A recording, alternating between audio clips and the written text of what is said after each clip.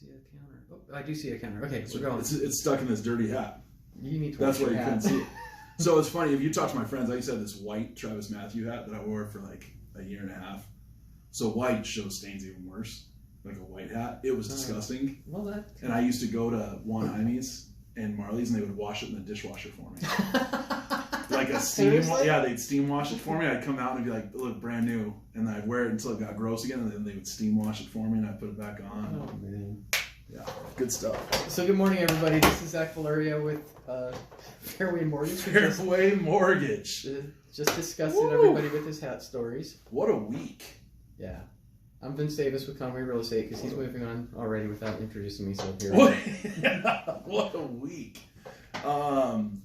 So I thought Vince came in, and usually we usually say we don't really have a topic in mind. We try to figure out what we're going to talk about. Figure something out. And today I was thinking, we've done I think 10 of these, 10 or 11 of these. We've maybe been doing more. this since August, I think. Okay, and we've never even introduced ourselves or even said like how we kind of got here or how we found our way into this market. And I think that's important because you want to work with people you trust and people you know. And instead of two yahoos just talking about interest rates and spitting out appreciation, stats, maybe it would be good just to know who we are. So who are you, Zach? I've known you for how many years? Oh man, I think I've been in mortgages for 5 years now. It seems like 35. Is it only 5? I think It's only 5. I think 5 years in April. I don't even think I've even hit 5. Huh. Okay. So I am basically from here. I moved here when I was really little. I moved here when I was 4. I grew up in Chandler, Mesa, Guadalupe, and Dobson. Okay. When the 101 freeway ended at Elliott, and Chandler Boulevard was Orange Groves. I went to Frost Elementary School, Hendricks Junior High, and Dobson High School. And sadly, but I love it, I've never even left that little 10-mile bubble.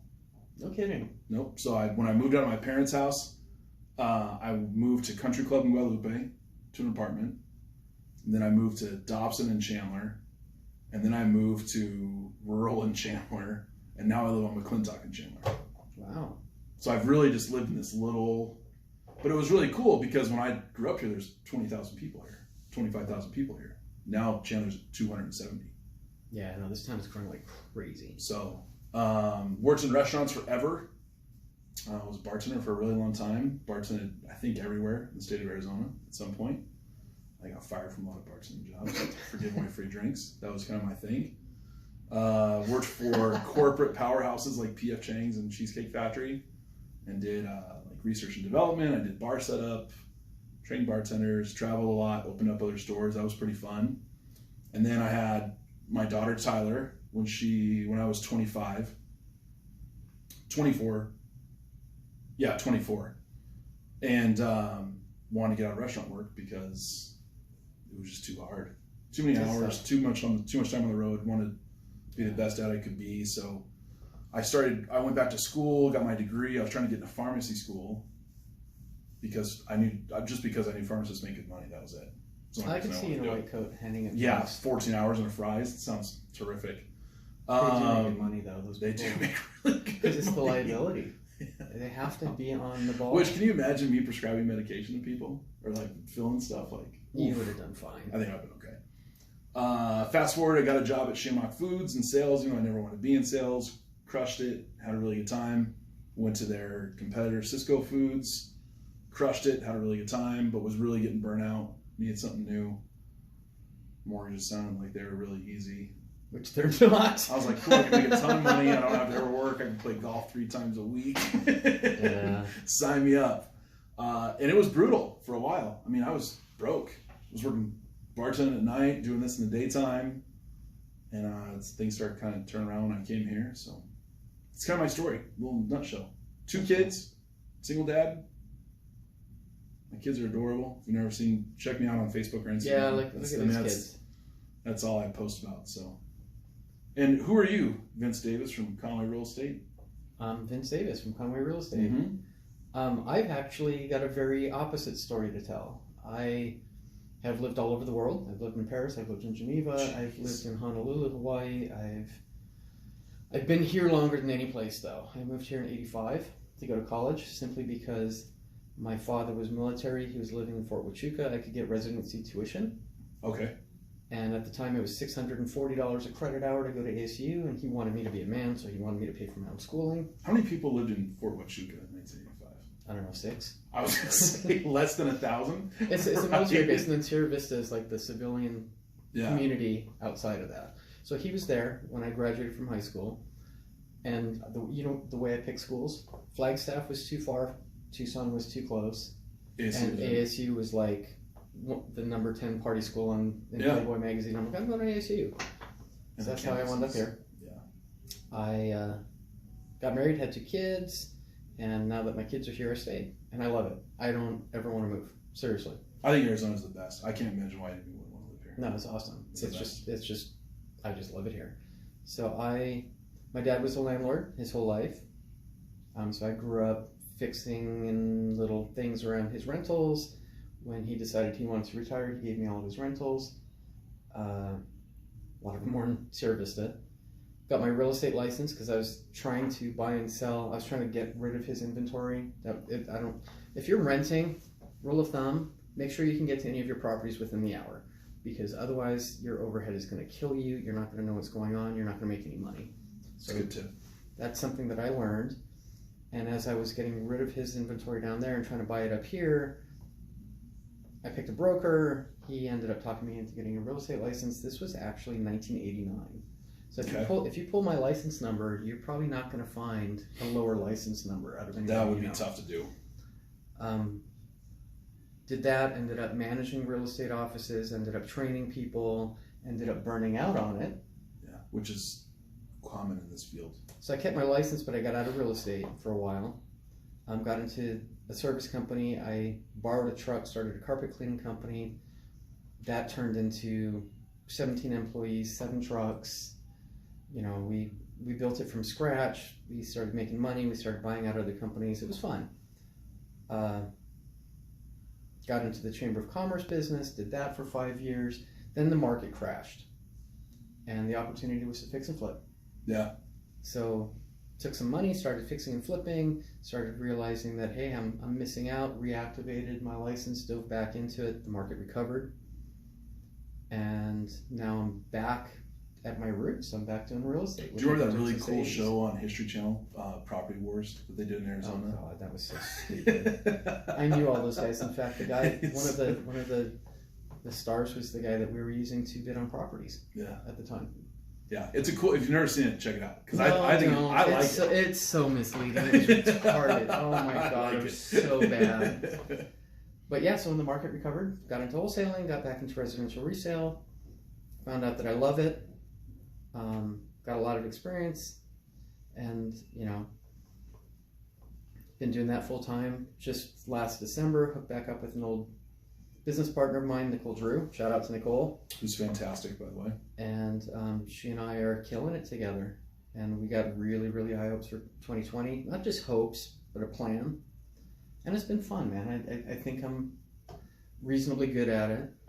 I'm not a guy with like brimming self-confidence, but I will tell you that when it comes to real estate, I'm good at that. I think you're much better than you're giving yourself credit for. Well, that one thing. The rest of my life is not necessarily as stellar, but I love it. I just love doing this. We've done some really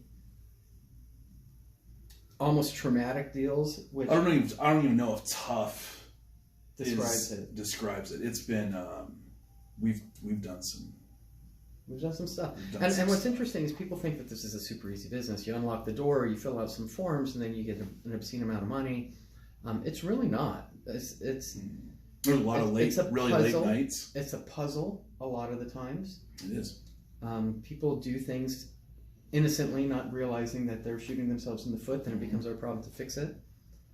So yeah, I made top 10 in my brokerage last year. Not even working there for a year. I don't know. It's just somehow or other, this is what I think I was meant to do. I just love it. Yeah. I wish I would have found this job when I was 25. When I got out of restaurants, I wish I would have found this first. But at the same time, I think my experience in sales before and just working with chefs are the most difficult people on the planet. That's all I worked with when I was at Shamrock, and I think my patience. Oh, you know what? When I was married years ago, the mother of my daughters, I have 2 daughters too, by the way, so I also have 2 children. They're grown now, they're in their 20s. She used to make her money by buying failing beauty salons or failed beauty salons that had already closed, turning them around and reselling them for profit. And you think chefs are bad? I'm sure. Cosmetologists? Boy, they were bad. Yeah. If you didn't have a cosmetology license, which I didn't, they had no interest in even talking to you. Yeah. And, you know, we were sitting here trying to say, look, this is what's necessary to turn the business around. So you're like the prophet. You ever seen that show? Yeah, I wasn't quite Marcus, but that's what we did. We bought and sold businesses. And I actually, part of my career was a business broker.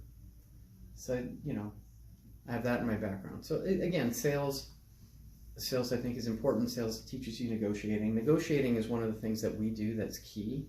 You know, if somebody goes and does a deal on their own, for sale by owner or whatever, you're not going to know what to do if Tidewater gets called. You're not going to know what to do if the inspection is a catastrophe. You're not going to know how to hold a deal together when, you know, the loan can't close on time because a buyer innocently made a major mistake. And or even just something that just popped up with me here. You know, we have out-of-state buyers, and we're trying to figure out how to make it all come together on Tuesday, and it's, you know, people signing in different states and trying to get everything on one page. And so, I mean, it almost seems like every deal has some sort of curveball in it. Yeah, you can be the most solid buyers ever. And that's what makes this business fun. That's what, when finally you hit that finish line with a transaction that had every reason in the world to fall apart, like the Blues. You ever watch the movie The Blues Brothers? Yeah. You know how their car falls apart at the end of when they get to the Cook courthouse. When you have that happen, and then it's still it still is a success, and you get to hand keys to somebody, and they're thrilled, and the seller's happy because they get what they needed, and it, you know. That's the cool part about this business. It's not the money. It seems a lot of people get into this business. They think I'm going to make a lot of money. That's really not it anymore. At least not for us. It's never been like that for me.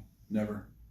That's when it becomes kind of cool. So. No. And you have a bourbon at night, and you wake up and you've got 2 or 3 or 4 or 5 more just like that are waiting for you the next day.